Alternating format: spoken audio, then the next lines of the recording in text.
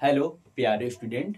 आज हम लोग एक बहुत ही महत्वपूर्ण डायग्राम को देखेंगे जिसमें आपको पता चलेगा कि कोई ऐसा पदार्थ है जिसमें हम लोग जल डाल रहे हैं तो उसके पीएच मान पर क्या प्रभाव पड़ेगा।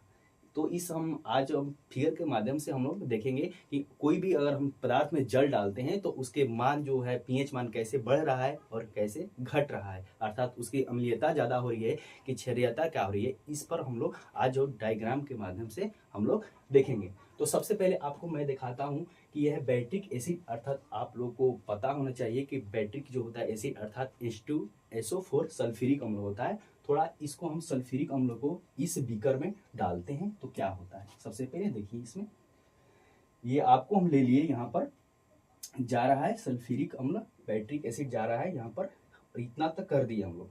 उसके बाद हम पहले इसको देखते हैं कि पीएच मान इसका है कितना। पहली बात, पीएच मान इसको हम नोट करेंगे कि पीएच मान इसका कितना है और कितना नहीं है। तो सबसे पहले पीएच मान स्केल से जो हम इसको ऐसे कर रहे हैं, कितना पहले नाप लेते हैं, ठीक है। इसका पीएच मान देखा गया कि 1 आया, अर्थात पीएच पावर ऑफ हाइड्रोजन जो है इसका मान आता है 1।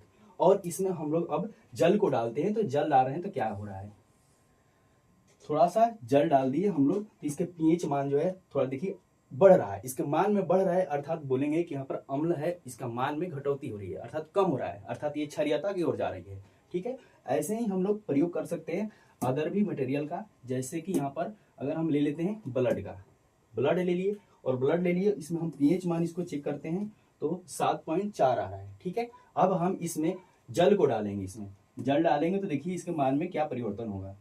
देखिए इसका मान में परिवर्तन हुआ, 7.26 हो गया, अर्थात ये जो है घट रहा है, बढ़ रहा है। यही आपको बताया जा रहा है कि किसी भी पदार्थ में जल डालने पर क्या परिवर्तन होता है। तो ऐसे ही हम लोग वीडियो लाते रहेंगे, आप लोग चैनल को सब्सक्राइब कीजिए। धन्यवाद।